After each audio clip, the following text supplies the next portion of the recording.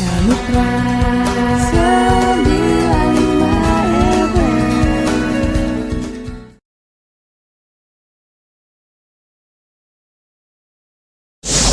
Kalau pengajuannya sudah ada, barangkali nanti ini akan dipertimbangkan, akan dipertimbangkan dalam program nasional berikutnya, gitu ya. Nah, jadi itu saya kira. Nah, seringkali memang masyarakat ini mungkin ya kurang koordinasi baik dengan desa maupun dengan pemerintah. Jadi sebetulnya untuk secara kolektif ini yang paling penting adalah ada pengajuan yang kemudian diketahui atau diajukan oleh kepala desa, diketahui oleh camat. Saya kira itu. Untuk persyaratan administrasinya berapa? Persyaratan administrasi itu ada yang kalau misalnya itu tanah negara bebas, ya itu persyaratan administrasinya barangnya. Kemudian yang paling penting adalah keterangan riwayat tanah. Ini keterangan riwayat tanah yang dikeluarkan oleh kepala desa, dan kemudian ada pernyataan bahwa dia itu menggarap di tanah tersebut dari tahun sekian sampai tahun sekian dan dijadikan atau dimanfaatkan untuk pertanian. Nah itu nanti diketahui oleh kepala desa. Nah, betulnya itu kelihatannya sederhana, Pak. Sederhana gitu. Hanya barangkali kalau memang tidak tahu ya apa boleh buat. Nah, kita harus menyampaikan ini kepada masyarakat. Betul sekali. Iya, seperti itu ya. Ya. Boleh deh. Ada lagi ya, Mbak? Iya, Ada selanjutnya? ini. Kamu menambahkan? Iya, Silakan. Paling gini, intinya adalah ketika memang berbicara legalisasi aset, itu kan ada kalau program, ada yang berdasarkan program, ada yang ajuan masyarakat. Nah, kalau ajuan masyarakat sendiri ya itu biaya untuk itunya ya silakan oleh masyarakat sendiri. Tapi kalau untuk pemerintah itu, kalau programnya pemerintah itu ada istilah prona, kemudian ada istilah redistribusi tanah objek land reform, ada untuk program lintas sektor, dan ada IP4T. Itu yang program-program yang itu dibiayai oleh pemerintah. Kalau persyaratan tadi ya seperti itu saja mungkin. Iya, seperti itu ya. Selanjutnya gimana nih? Ya, mumpung banyak sekali pertanyaan. Iya benar. Ini ada dari Bapak Ahmad nih, mau tanya kalau Pemda Kabupaten Sukabumi ada keinginan nggak nih untuk menjadikan reforma agraria menjadi program daerah? Kan bisa ya dianggarkan melalui APBD. Seperti apa nih, Pak Taufik nih? Iya, Pak. Baik. Jadi kalau Prona itu kan program nasional ya. Iya.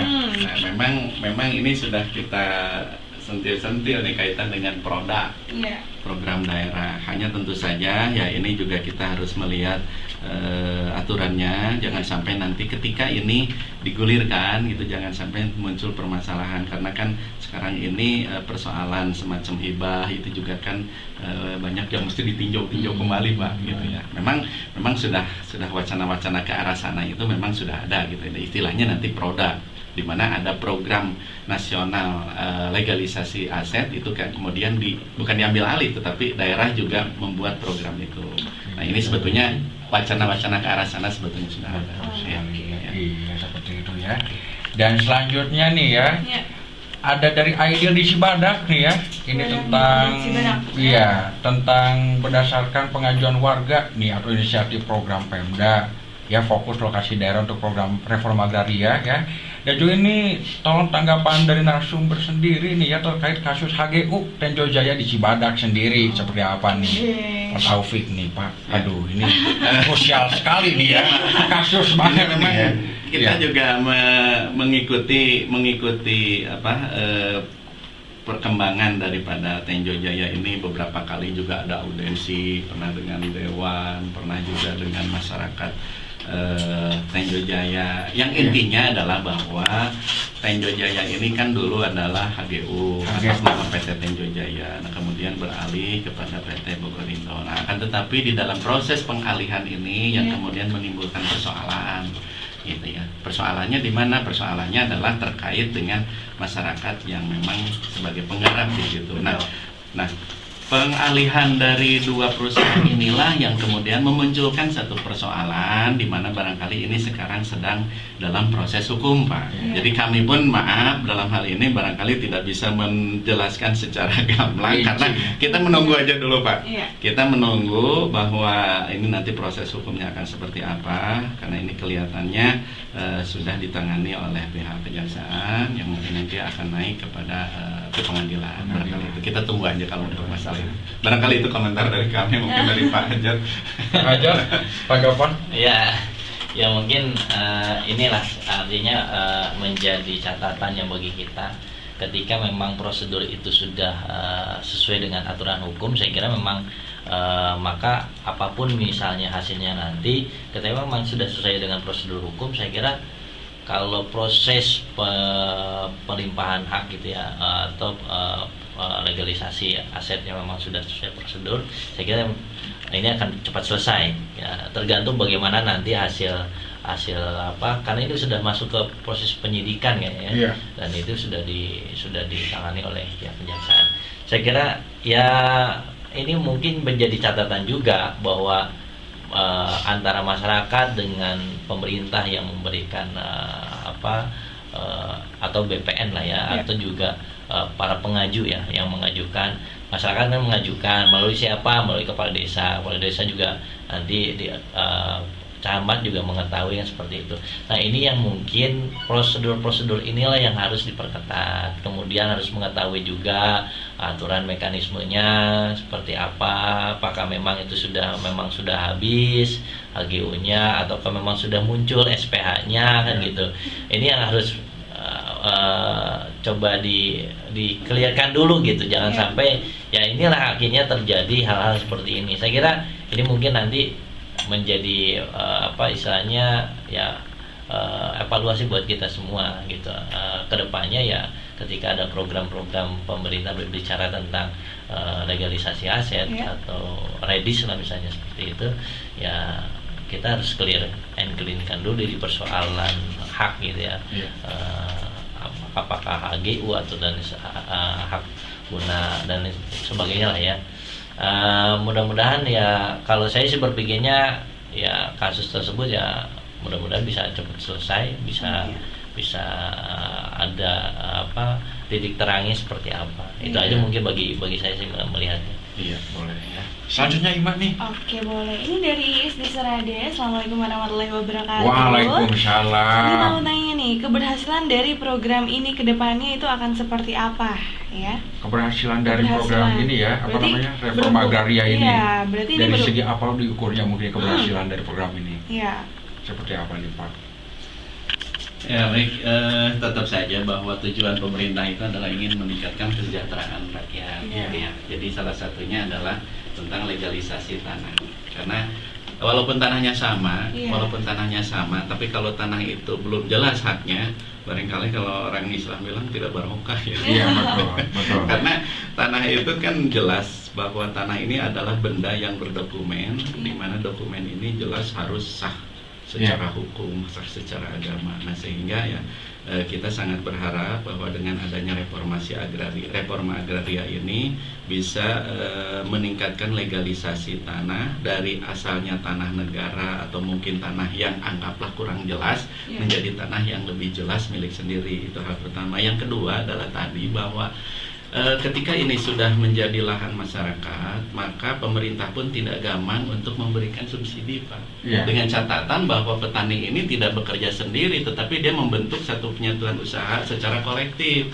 Yang tadi saya katakan. Jadi barangkali di sini bahwa pemerintah pun akan membantu dari sisi mungkin ada pemodalan bibit, benih dan sebagainya, pupuk itu juga termasuk juga mungkin dari sisi pengairan kalau memang mungkin itu bisa dilaksanakan dengan menggunakan sistem irigasi ya kenapa tidak. Nah tapi jelas bahwa yang diairi itu harus tanah yang jelas gitu, yang mana tanahnya. Nah jadi saya kira multiplier efeknya banyak sekali lah gitu ya. Dari sisi legalitas ini akan mendorong pemerintah pun bekerja lebih enak, lebih nyaman karena legalisasinya tampak jelas. Saya kira seperti itu.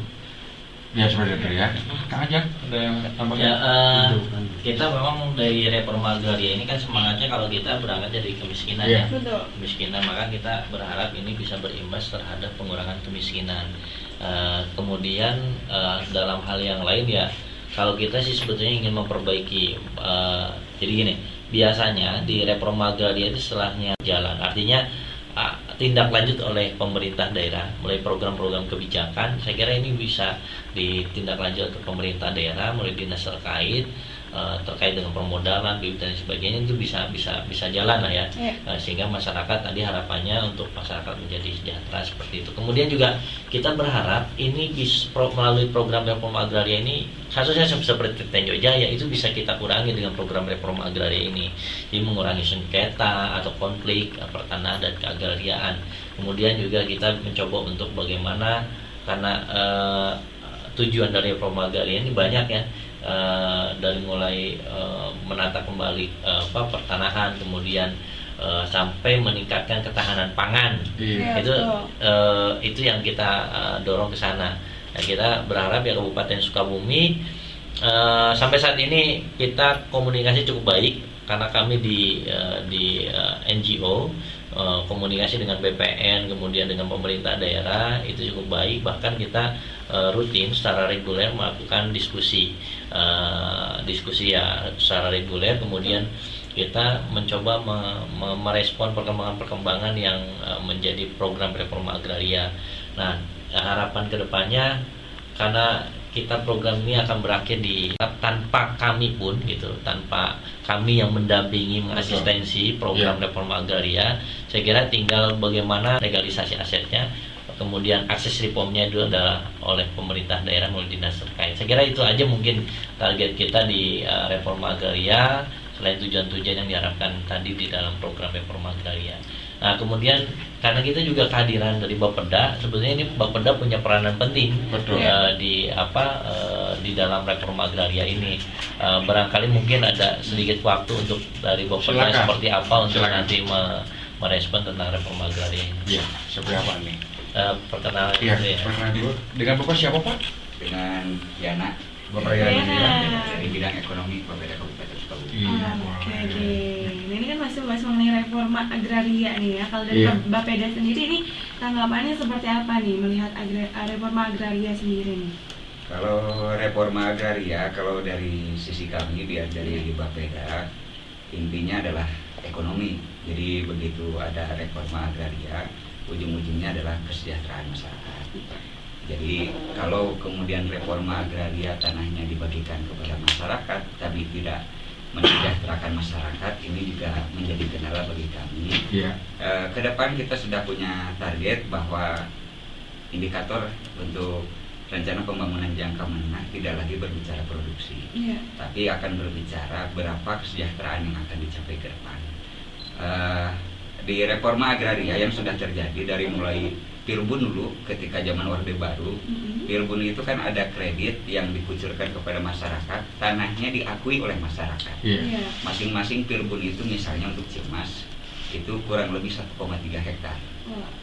Hari ini masyarakat kita yang sudah menerima Pirbun masih tetap bisa nyanyi Indonesia tanah airku. Tapi begitu sama orang-orang yang notabene punya duit, silahkan kamu nyanyi Indonesia tanah airku, tapi sertifikat di tanganku. Ini yang kemudian bagi kami PR besar ketika berbicara reforma agraria. Jadi tidak hanya membagikan sertifikat, dan saya sangat tidak setuju kalau sertifikat itu dibagikan atas nama orang per orang. Karena kalau orang per orang jatuhnya tadi Indonesia tanah airku, sertifikat di tanganku, ini yang bagi kami merupakan PR besar ketika berbicara reforma agraria. Akan lebih sepakat kalau pertama sertifikatnya komunal, atau kemudian dari HGU yang bermasalah diserahkan kepada pemerintah daerah. Jadi aset pemerintah daerah, tapi dikelola bersama dengan masyarakat dengan pola bagi hasil. Modalnya dari mana? Dari pemerintah daerah. Yang memasarkan siapa? Pemerintah daerah. Kita akan coba ke depan barangkali dengan Pak Kabag Pertanahan, kita akan membentuk perusahaan daerah agribisnis supaya masyarakat juga bisa hidup dengan penghasilan rata-rata harus di atas UMR. Perlu diketahui tahun 2003 jumlah petani kita ini ada 327.000 berdasarkan sensus BPN. Kemudian di tahun 2013 jumlah petani kita cuma 297.000 kepala keluarga ya. Artinya turun 17,79% dari rentang waktu 10 tahun. 10 tahun ini. Apa yang akan terjadi 10 tahun ke depan? kalau sekarang tidak diantisipasi. Iya, benar. Mau makan apa kita ke depan? Apakah mau makan beras Thailand? Nah. Atau mau makan berasnya Korea gitu? Ya saya kira tidak layak lah kalau misalnya kita yang sebagai negara agraris, tapi kita tidak bisa menghasilkan beras. Betul. Tapi perlu diketahui, usaha tani padi ini yang notabene hari ini sudah ditetapkan adanya Perda LP2B, lahan pertanian pangan berkelanjutan. Menurut kacamata kami di Bapeda, ini menyengsarakan rakyat. Kenapa? Para petani kita yang notabene hari ini melakukan kegiatan tanaman padi sawah, 1 hektar lahan sawah itu penghasilannya cuma 4 juta satu musim. Kalau 2 musim atau 2 kali tanam dalam 1 tahun, penghasilan petani kita cuma 8 juta. Kalau 1 hektar, Iya. artinya per bulan mereka cuma punya income 700.000. Kalau misalnya sekarang cuma 1/2 hektar, mereka punya penghasilan sebulan itu 375.000. Ini yang merupakan PR bagi kami pemerintah daerah. Miris rasanya kalau melihat para petani kita yang notabene sebagai itu pahlawan hari ini, Iya. kemudian tidak memperoleh perhatian lebih dari pemerintah. Iya, benar sekali. Jadi ke depan kami di pemerintahan daerah melalui RPJMD yang baru, kita akan coba ungkit indikator pembangunan tidak lagi berbicara produksi, tapi berbicara bagaimana kesejahteraan petani ke depan. Minimal petani kita harus memperoleh penghasilan di atas UMR. Iya. Supaya generasi muda yang disekolahkan di kota mau kembali lagi ke kampung, kemudian berusaha tani di sana, bukan petani yang tinggal daki, tapi ke depan harus petani berdasi. Oh. Luar Itu saja biasa. barangkali dari Bapeda. Terima kasih. Iya, keren sekali ya. Tahu tuh si Abi ya. Selain itu bisa berdasi, Petani juga jangan bisa salah, berdasi, jangan salah ya. ya. Nanti jadi bos beras nantinya ya. Bisa jadi ya. Ini masih sama Kang Yana sendiri nih dari Bapeda sih. Dan kita berharap program ini bisa dilanjut untuk ke depan, karena memang saya kira untuk 2 tahun ini tidak cukup untuk kita langsung berbicara sampai ke bagaimana model tata niaga, tata produksi untuk nanti di pengelolaan lahannya setelah redistribusi lahan atau setelah dilegalisasi aset. Karena memang perlu ada hal-hal yang sentuhan-sentuhan lain lah. Termasuk kita berharap nanti misalnya karena di dalam perencanaan pembangunan daerah kita berharap di program perencanaan pembangunannya untuk isu reforma agraria ini sudah masuk, dan saya kira sangat strategis untuk para calon-calon pilkada gitu, calon-calon kepala daerah atau wakil kepala daerah merespon hal ini menjadi salah satu program prioritas untuk di visi misinya seperti itu.